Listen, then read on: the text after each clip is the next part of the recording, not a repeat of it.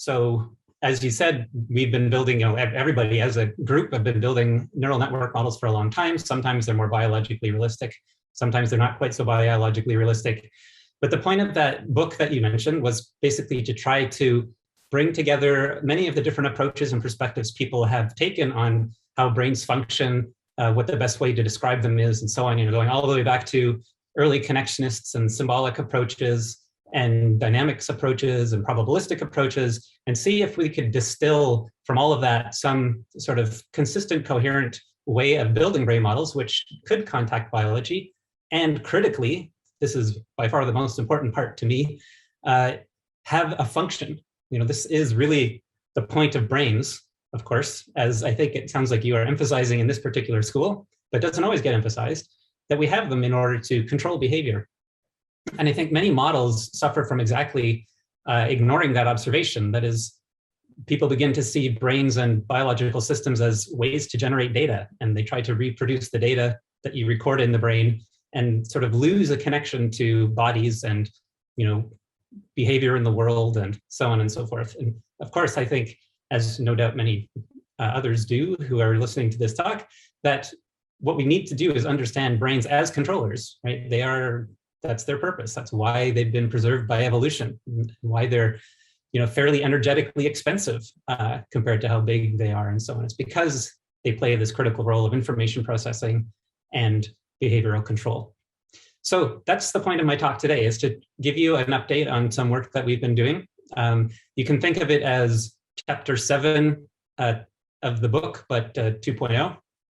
So in the book, I sort of start the book by talking about some of these issues, just generally how do people approach cognitive systems and the history, and introduce some technical sort of ways of characterizing neural computation, and build up through different kinds of sort of aspects, if you will, of what you need to think about if you're trying to build a cognitive system. So I take cognitive systems to be kind of the most complex versions of brains that we're interested in, and eventually get to the point where I think I have enough pieces to try to put it all together in a fairly sophisticated model, and that's what Spaun is. So I call this approach the semantic pointer architecture, and Spaun is sort of a unified network built using those techniques.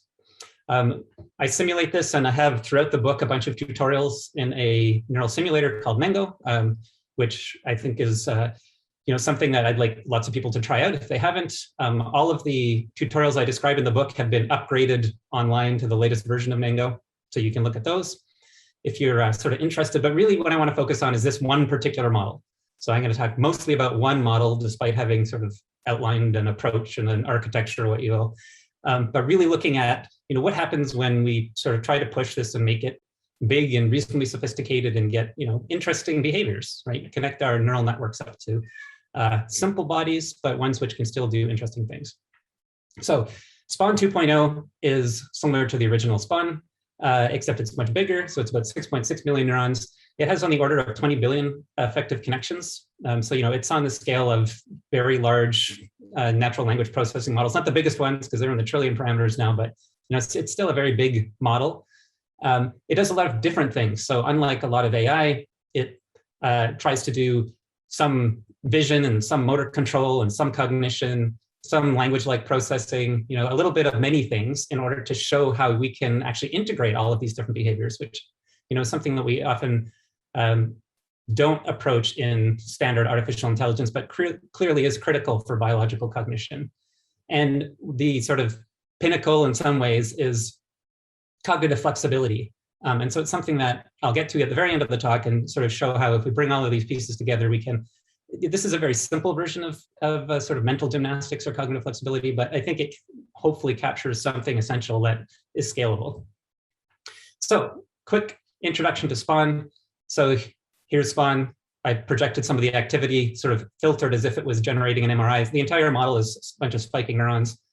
It has an arm, which is 6 degrees of freedom if you count the muscles, 3 degrees of actual motion freedom. And it kind of has this fixed eye that's looking at a screen on the right, and it writes out its answers to these whatever questions or whatever task it's trying to perform. So this very first task it's going to start doing, it's looking at 2 images and then writing a 0 if they're different categories and writing a 1 if they're the same category. So you see that second one, it was sort of 2 monkeys, so it writes a 1. And so sees a couple of dogs, so it writes a 1, and the very first one, for instance, didn't match, so it wrote a 0. It's also able to reproduce simple diagrams, so there it's writing out digits.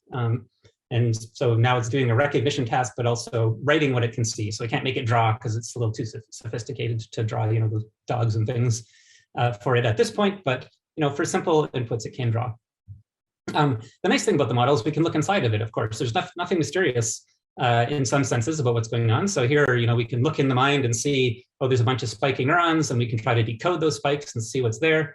Even for a simple task like this, you need more than just encoding and decoding information. You need a memory. So, the system Spaun has to remember what it saw long enough that it can actually drive its motor system. So here we can see it remembering that in the frontal areas, and then in the motor areas is generating a bunch of points that it's trying to move its hand through.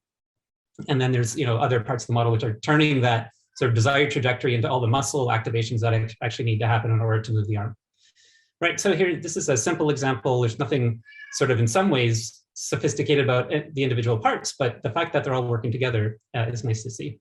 And of course, that's a very sort of low level task in the sense of, most animals can do simple motor control and classification with vision. But we also have Spaun doing more cognitive tasks. So here's an example where your job is to figure out what goes in the question mark at the end. So this is based on an intelligence task called Raven's progressive matrices. And you're basically supposed to look at this and figure out the pattern so you can complete the pattern at the end. So we can get Spaun to do this task. And now it doesn't move its eye, so it's being presented all of the information in the middle and sort of being given brackets around, groups of information. So it's looking at all this. It's never seen this particular pattern before. It's just kind of seeing these patterns and trying to figure out what is the, relationship between each of these squares in the matrix. And then at the end, it writes out its answer, which is presumably the one that everybody guessed, where 3, 5. So it's an input it's never seen. It's obviously has to do something to figure out that there's 1 of something, 2 of something, 3 of something. The something's a variable, so it could be any something. And then it sort of puts the information together and generates a response in the same kind of way that people do.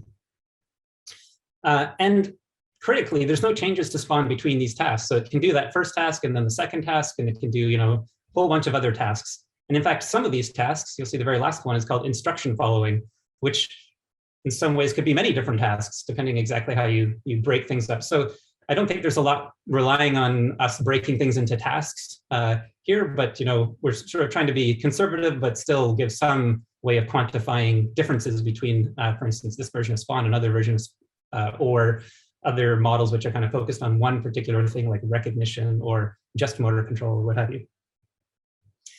The other nice thing about Spaun, as I mentioned, because it's built all the way down in spiking neurons, we can actually compare a lot of what it does to actual experimental data. So this is one quick example where we're looking at what's going on in the ventral tegmental area, which is involved in reward. So Spaun can do a reinforcement learning task.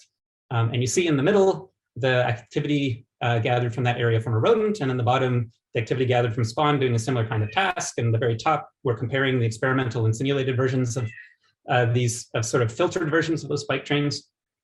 And you can see it seems like Spaun is doing a reasonably good job of capturing a lot of the sort of neural dynamics of this particular reward task. It's a very simple kind of bandit task.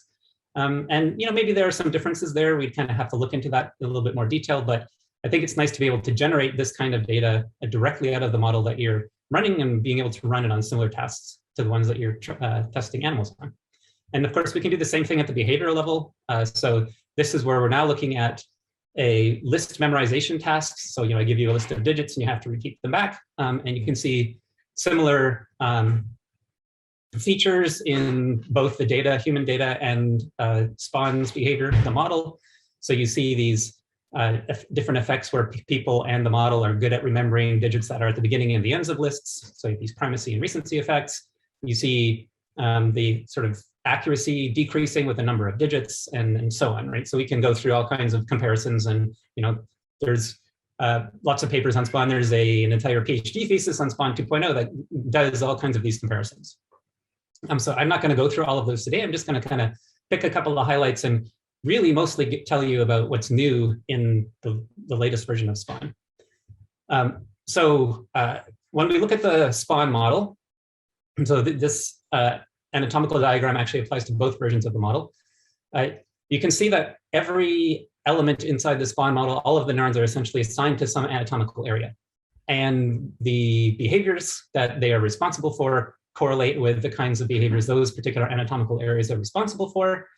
I will note that the items in the orange box are actually subcortical, so that's part of the basal ganglia. So there's basically a basal ganglia circuit inside, which is doing a lot of the action selection and the reinforcement learning and so on. Same with the thalamus, of course, it's also inside. The other areas are all cortical areas. So we can look at Spaun that way, kind of as a brain model. We can also look at it functionally, as of course it's generating all these behaviors and doing all kinds of things. And so this is a characterization of Spaun from a functional perspective. So here we can see, we have a visual input hierarchy on the left, we have a motor output hierarchy on the right, we have a working memory hierarchy in the middle, we have the basal ganglia acting as this action selection sort of component, which is coordinating the interactions between all of these different cortical areas and essentially gating information flow between them and so on. And so I think it's critical that we can actually look at the model from both of these perspectives. We can ask biological questions, we can ask functional questions, so we can see how they align. Where they're different, we can cut parts of the model out and see what kinds of effects that have. We can simulate the effects of particular kinds of drugs in different areas and all these sorts of things, precisely because, and look at the cognitive effects, precisely because we have this one model that we can take both of these perspectives on. So what I kind of like about Spaun is that as we grew the model, when it got bigger, it also got more functional, right? It really is the case that the complexity here is directly connected to function. And I think there's a lot of modeling out there where we get bigger and bigger and bigger models and they don't get more and more sophisticated. They sort of, that is, they don't get more functional. They often generate more data. But I think if we lose that connection to function, we've lost what's critical and primary for brain models. So one big question is, how does it work? As you can imagine, because it's so big, I can't tell you how it works in every case, but what I'm going to do is just go through one simple example, the working memory case, where it's given a list of digits and is trying to remember them. And hopefully this will give you some sense of what is going on inside the model. All right, so if we start with the model, taking this kind of functional perspective, how does it work? So it's presented a digit, right? So we've got like the number 2 there that goes through the visual hierarchy, and a representation of that is generated, which is sort of capturing the two-ness of it, right? So it's kind of like the concept of two. So it's kind of recognized, it puts in a category and stores that information. When the action selection system sees that appear, it routes it to the working memory system because it knows it's in a working memory task. The working memory then puts it into a dynamical system, which essentially stores the information over time. And then additional information can show up until the point where it's given a question mark. And once it's given the question mark, then the action selection system says, oh, well, that's not something I store. That's basically, I've been told that whenever I say question mark, I need to then generate a response.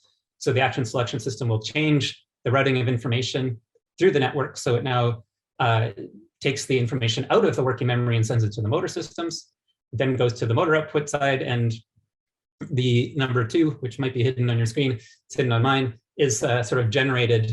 So you can, so then that sort of concept of 2 is sent to the motor output, and then the hierarchy turns that into a set of points and determines how to change the tensions in the muscle to generate the torques that it needs in order to write out the digit. So so that's a kind of high level flow diagram sort of explanation. We can look at that in a little bit more of a sort of computational detail. So at the beginning there, when we hit the first vision hierarchy, essentially what we're doing is we're taking the image, which is very high dimensional, and we're compressing it down into a lower dimensional representation. So, we start with this image, which has 784 dimensions because it's 28 by 28, they're MNIST digits, gets compressed into a 50 dimensional representation of the number 2 of the category that it's in. And you can think of this as like a spiking deep neural network.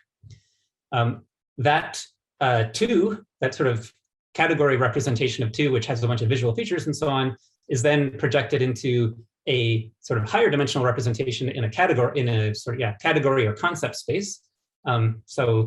When we talk about semantic pointers, so the semantic pointer architecture is named after using a lot of these representations called semantic pointers. That refers to these kinds of compression and mapping operations. So going from the image, the high dimensional image, to a low dimensional representation, and then going from a low dimensional representation to a higher dimensional one. And then being able to take that high dimensional representation and compress it in a way that we can store it in a memory. So in this case, we're using a binding operation called, which is circular convolution. But you can think of the P1 there as like position 1. It's like a slot. And then the representation of 2 is a filler. And the binding is basically putting that filler into that slot, because we want to remember the order that digits come in, because there could be many of them and we don't want to repeat them back randomly in this particular task. And so we say, oh, the first thing I saw was a 2. And then if something else comes in, there's a 6, then the 6 is bound to the second position and added into the memory. And the memory is just sitting there and storing whatever the bound elements are. And storing in this case just means adding in. So you bind it, you add it into the memory, and the memory is a little dynamical system sitting there holding its current vector representation. You generate a new representation, you add it in, that updates the memory, it then sits and holds a new one, and this process goes on for as many digits as you want to show it. You can just kind of keep going forever. Of course, it's not going to have great recall, but like people, you could keep telling people digits, but they just won't be able to recall them. Then once the question mark shows up, we switch this into more of a decompression mode. So it's basically, now it's got this compressed memory representation, and we say, okay, what's in position 1? So you can do this inverse operation for circular convolution called circular correlation. And basically what that does is try to ask the question, what's in slot P1? And so you take the memory, you inverse bind it with that position, and then out comes something. And in this case, it would be a 2, because that was the first thing that was seen. And then that now tells it what it thinks was in position 2 in the original list.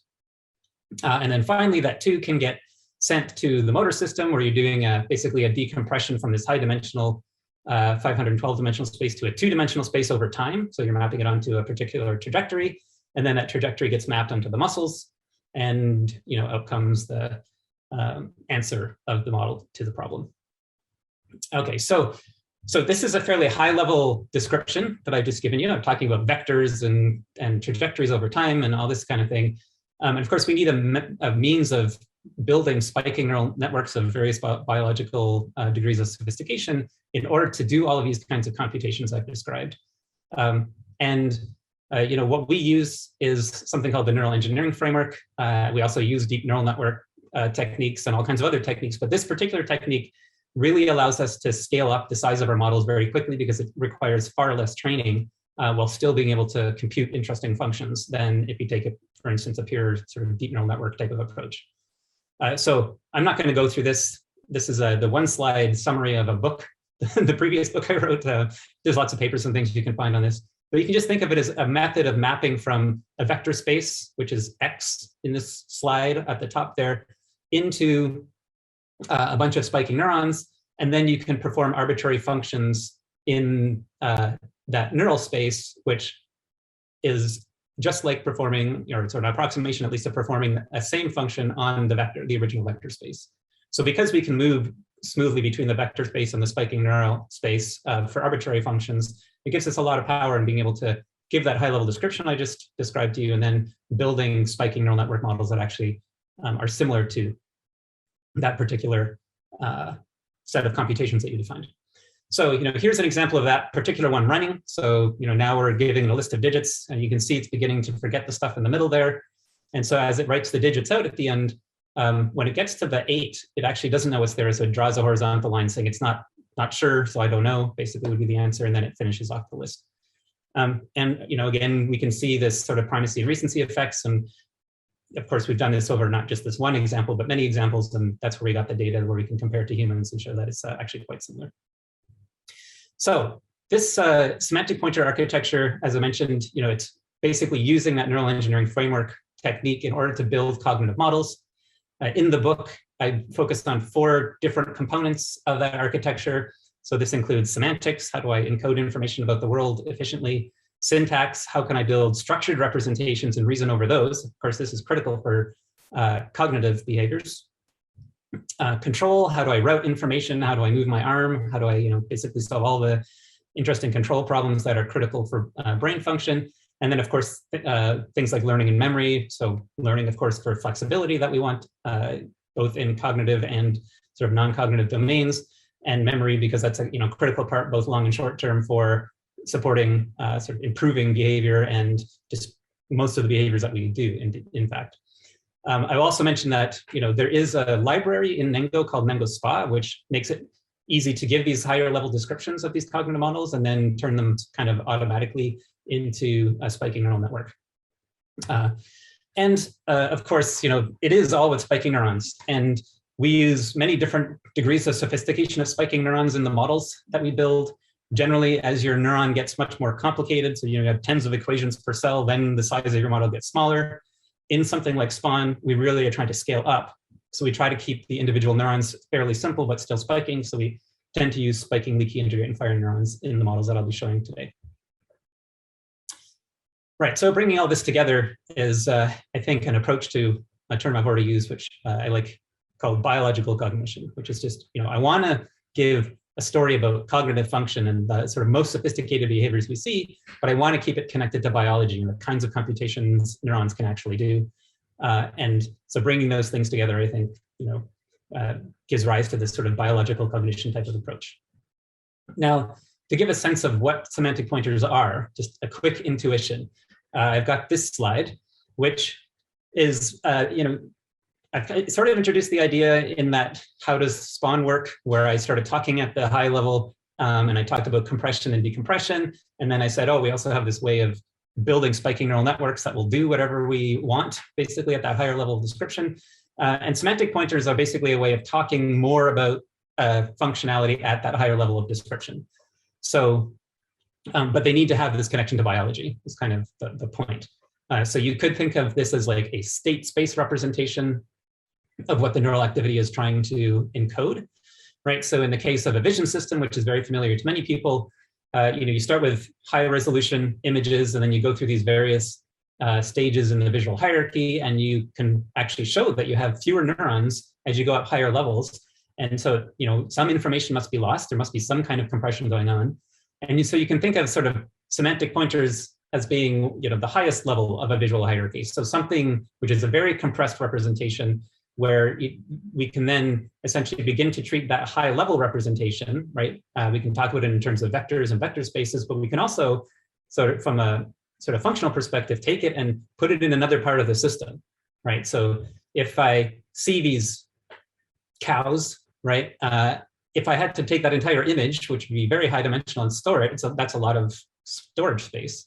But if I compress it first, right, and then store it or manipulate it in its compressed form, then it can be much more efficient and it can be much easier. And then if I need all the details, I can come back to this hierarchy and actually sort of run it backwards. So I could put, the compressed representation of a cow at the top and then run it backwards to say, oh, how many legs does it have? Or is it furry? Or, the sorts of visual features that might have been captured by that compressed representation. So semantic pointers could be generated by many different compression operators. So one, is like visual compression. Another is like the motor system compression. Another are these things like circular convolution and other kind of binding operators, which people sometimes refer to as vector symbolic architectures. But basically any kind of compressive operation where you start relying a lot on the compression of different varieties in different parts of the system and then move the resulting representations around, strike me as something like what the semantic pointer idea is trying to capture. So, these kinds of representations are very sort of effective across many varieties of the kinds of representations we want to generate in biological systems. So in our hands, we've used them for discrete or continuously structured information. So building things like continuous maps or building things like language representations. Use them for time varying data and non-time varying data. We've been able to scale them up extremely large, and they're very efficient at very large scales. So we can encode a vocabulary of the size that humans tend to have while using not a lot of neurons on the order of a couple of square millimeters, with a bunch of relations between all of those things that we've captured, but not the sophistication of an actual human vocabulary, right? So we know that it can scale really well, but we haven't scaled it up to full sort of human sophistication. But it seems like it should be able to scale to that size. So this kind of approach of building these compressed representations and decompressing them and binding them and all this kind of stuff. So I'm taking advantage of a lot of that in Spaun 2.0. Just to give you a quick sort of feel for what the model really is in some ways, it's this bunch of software, of course, that's sitting inside Nengo. This is, if you would like to try this out, Nengo.ai. It comes with this nice visualization interface. And of course, for our purposes, as we're building this model, we're building in these different components, and then we're hooking the components together so information can flow through it. And so it's useful for us to have this kind of view where we put it into all these different boxes and everything. However, ultimately, at the level at which it's simulated, it's just a bunch of spiking neurons with a bunch of connections and a bunch of weights and a bunch of synapses, right? So this structure isn't in any way sort of imposed on the way we need to think about the final model, as in the actual sort of physical implementation, which is good if we care about neuromorphics and things, because we want to be able to put arbitrary models on all kinds of different neuromorphic architectures. And really, Nengo basically simulates in a way that makes that fairly straightforward. And for this reason, you can actually take some of these models and go through another library we have called Nengo Luihi and run it on Luihi, right? Or go through another library called Nengo Spinnaker and run it on Spinnaker. And so this connection to different kinds of hardware and sort of different physical implementations is very natural, because really what's running underneath all of this stuff is a bunch of spiking neurons with weights and synapses. Okay, so coming to the model itself, we had some nice improvements over the first version. So the character recognition accuracy was bumped up to the same level as humans. The handwriting was significantly improved, where basically the first column is the first block on the left-hand side is the original model, and the block on the right-hand side is the new model. You see the original model had a lot of kind of like wiggly number. Anyways, so it graduated from kindergarten to grade 1 in handwriting improvement. Every single thing inside the model is spiking. In the original model, some of the motor areas weren't implemented in spikes. We have better matches to various kinds of psychological data, like the serial list recall results. There are more different kinds of Raven's progressive matrices that it can solve. So that's that cognitive task where you look across the patterns that I gave an example of before. So there's basically more kinds of patterns that it handles naturally. And in fact, for the patterns that it handles, it gets about the same accuracy as college-age students on the same on that intelligence test. The vision system itself is far more sophisticated, because it doesn't just look at MNIST digits, and it now looks at thousands of different categories across ImageNet. So here we can see just the vision system running in Nengo. So you can see it's basically showing the classification on the right, and it's processing everything in spikes. You can see the spikes on the top there. And yeah, it has about the same accuracy as a non-spiking version. We didn't spend a ton of time trying to optimize it, but it's within a couple of %, top 5. And of course, there are sort of better approaches. This is based on AlexNet. There are other architectures people might like to try, but still get stuff wrong, like Damselfly and so on. We've also, implemented the spiking adaptive controller on a real robot arm. So what we're doing here is showing a difference between a non-compliant robotic controller and a compliant one, which is adaptive and learning on the fly. And the adaptive learning one is implemented in spikes and running on Luihi. And so it's the same adaptive control system that's actually in the Spaun model. So now here, let me just see if I can fast forward this. So this is just showing, so that was a non-compliant controller. This is a compliant controller. Of course, the problem with compliant controllers is if you give them a mass, so there we gave it a couple kilogram weight, and now it's not getting to its sort of desired target anymore. You can see in the top left, it's just kind of missing. But now when we run this on an adaptive controller, it remains compliant, and then we can give it that same weight. And you can see that initially it doesn't know what that weight is, so of course it's not doing well, but now it's learning over time. And the Luihi processor is basically having the weights change on the fly, so it's going to be more accurate in reaching subsequently. And it remains compliant while you can do that.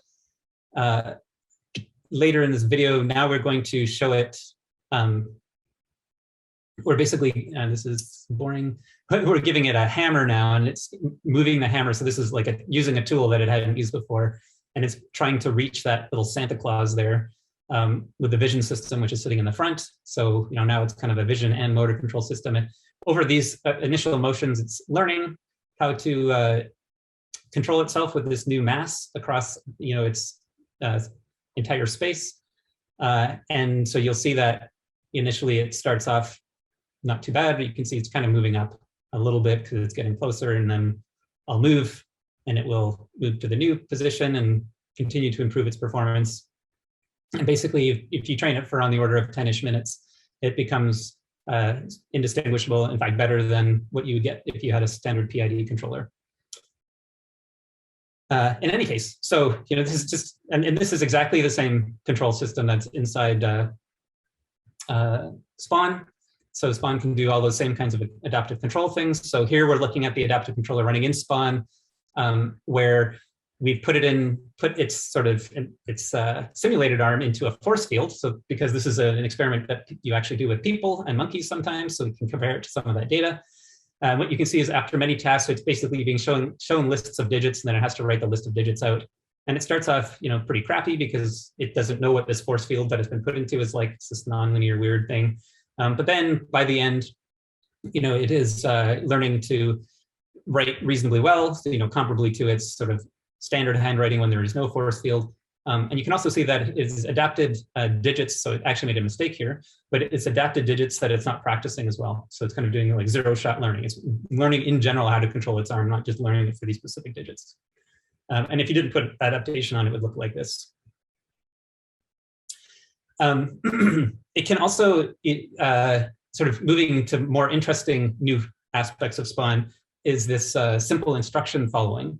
So this is a case where I guess I should explain that, as when Spaun's running, as I mentioned, like it will do any of the tasks that you want. We have to tell it which task you want it to do. And so something like A8, right? We always show the letter A and then a digit or another letter, and it basically, based on those two, it knows what it's supposed to be doing. So A8 means, do a stimulus response task. And here, the rules which it's been told to follow are: if you see a 1, write a 3. If you see a 2, write a 4, right? And so you show it a 1, it writes out a 3. Show it a 2, it writes out a 4. And you can make those mappings can be effectively arbitrary. This is an instructed stimulus response task where we're actually changing the instructions. And so it kind of has to look up, what are the current instructions I've been told in this context, and then respond in accordance with whatever it's been told. And so it's first told that if you see a 1, write an 8. If you see a 2, write a 1. And then that's been flipped around, right? So it's then been told, oh, if you see 1, write a 2. If you see a 2, write an 8. And so, there's no sort of training or delay or anything. It's just being given a new instruction. And so we can actually compare this to sort of reaction time data from humans when they're given different kinds of instructions as well. And so, the simple stimulus response task. So this is if we're just looking at the model itself, but then if we're adjusting it for taking into account the sort of length of time that people generally say it takes to do a motor control task. So from the time you make a decision to the time that you are actually able to respond motorically, you can basically take that number, which is on the order of 50 millisecond response time for a simple stimulus, and scale it up, and that's what you get here. If you record humans, you get this sort of length of response time, and if you do it in Spaun, you get something which falls right inside the human. And for more difficult ones, so these sort of instructed stimulus response, you see that you get more instruction processing, and that's literally the only part of the model that really seems to change. But it does a very good job, again, of predicting human responses on those more sophisticated tasks.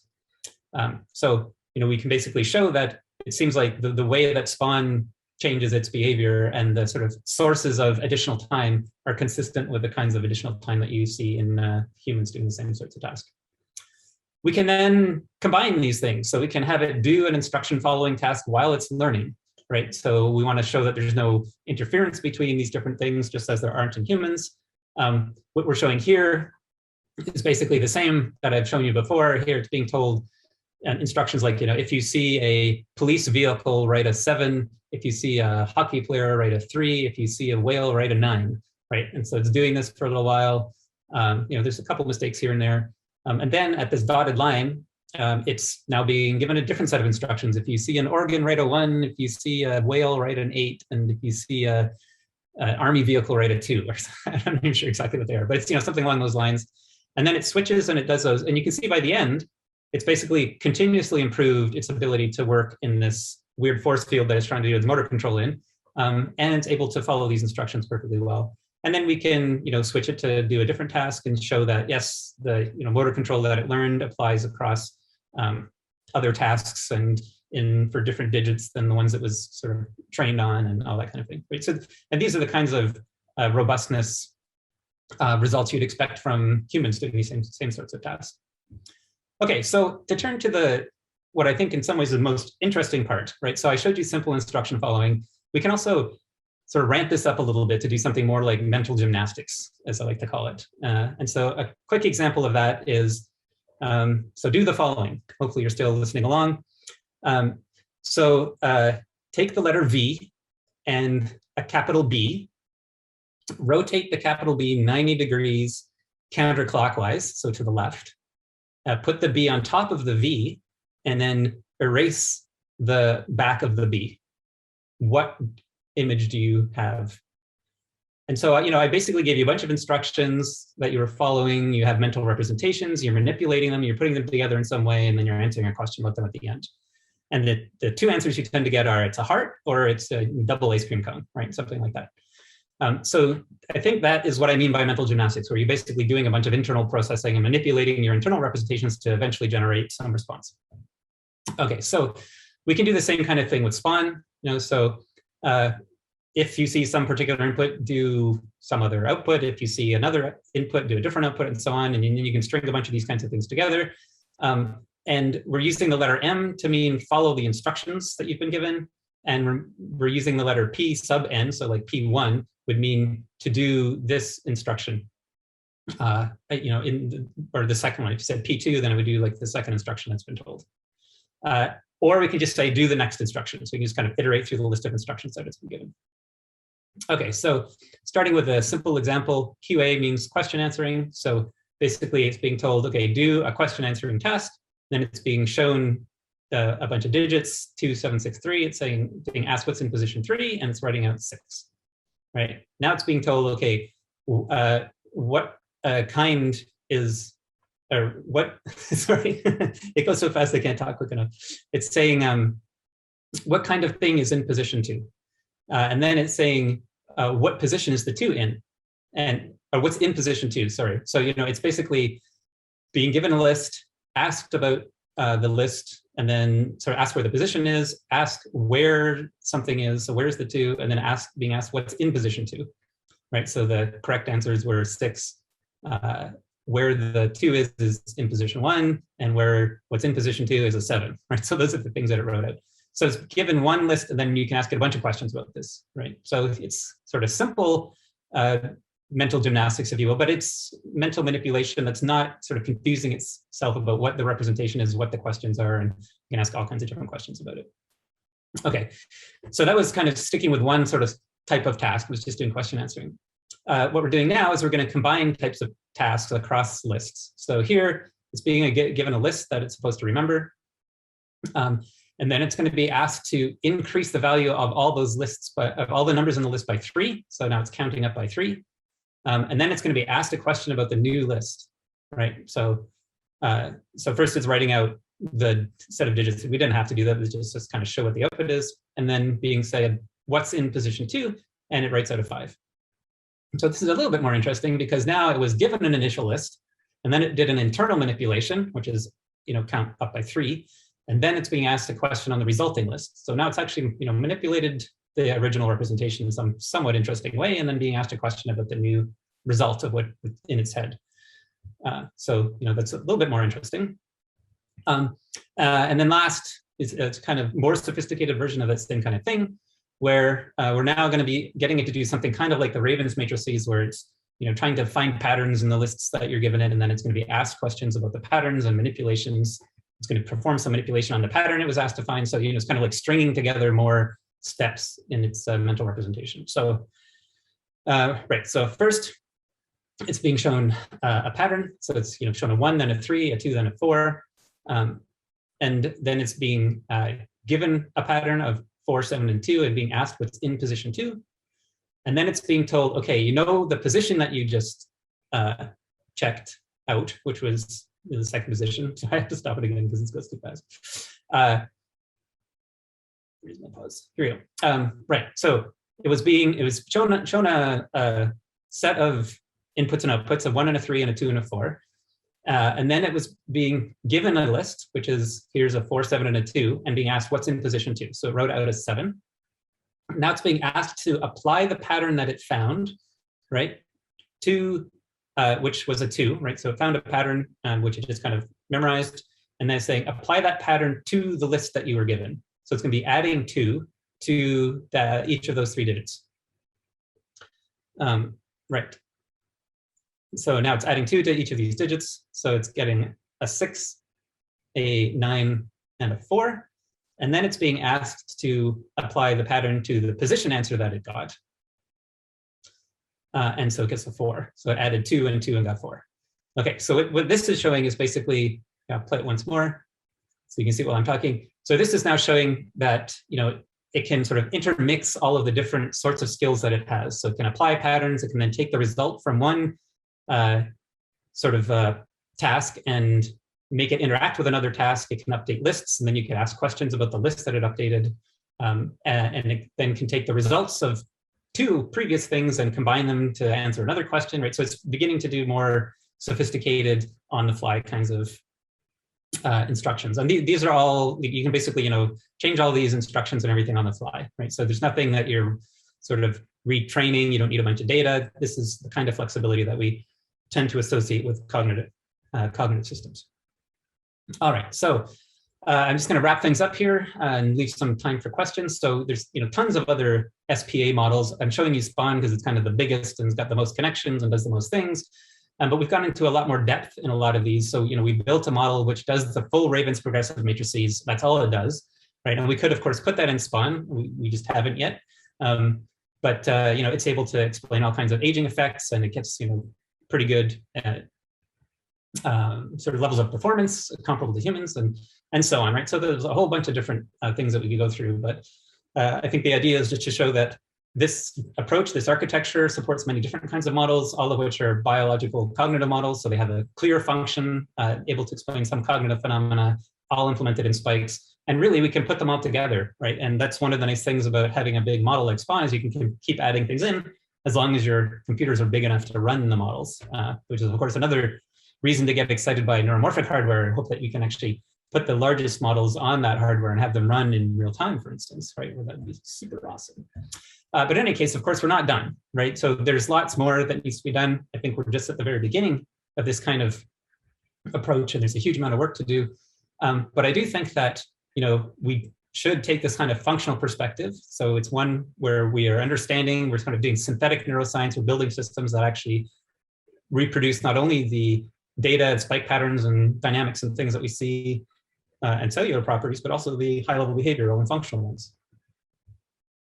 And as I just mentioned, there's a long way to go, but hopefully this set of approaches, so the semantic pointer architecture and neural engineering framework from mapping those kinds of models into spiking neurons and simulation environments like Ningo can really help us address all of these various issues in combination. All right, so I'm going to stop there. I will leave a set of links up if you want to look at more information. I'll draw your eye just quickly to the very last 2 at the bottom. So these are new things which are not in Spaun. Both of them are super exciting in my estimation. The LMU is something which is outperforming pretty much every kind of deep approach. So LSTMs, transformers, you name it, on everything that we've tried it on. And it's biologically inspired. So it really reflects how time cells seem to encode temporal information. And then SSPs are basically a continuous version of the essays that seem to be really good for doing all kinds of navigation tasks and reinforcement learning and those sorts of areas. So I didn't have a chance to talk about these, but these are kind of the next sorts of features that we can expect to see in Spaun.